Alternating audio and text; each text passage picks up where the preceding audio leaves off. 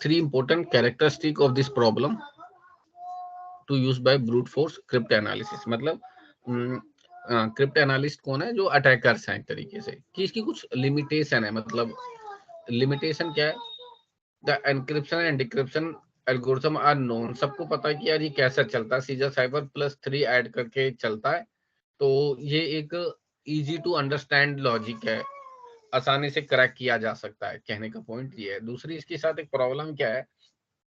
There are only 25 keys.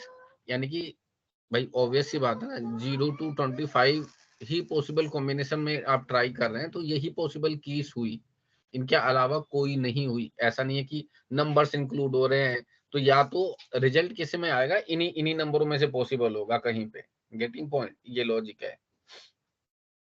उसके बाद the language of the plain text is known and easily recognisable. क्योंकि वो English में plain text में है और किसी उसमें नहीं है.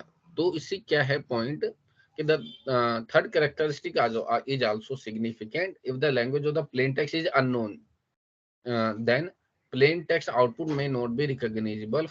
Furthermore, the input may be abbreviated or compressed in some fashion, again making difficult recognition.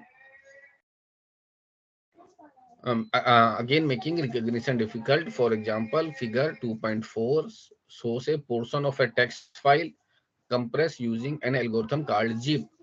If the file is then encrypted with a simple substitution cipher expanded to include more than just 26 alphabet character, then plain text may not be recognized when it is uncovered the brute force crypt analysis. तो कहने का मतलब है कि अगर इसके अंदर limited number of he plain text available हैं और अगर आप उनको डिक्रिप्ट करते हैं, अगर वो किस तो जो मैसेज बन के आएगा उससे वो मैसेज करप्ट हो जाएगा. इस टेक्निक का एक ये ड्रॉबैक भी है. तो ये तो कुछ पॉइंट हो गए बच्चे आपके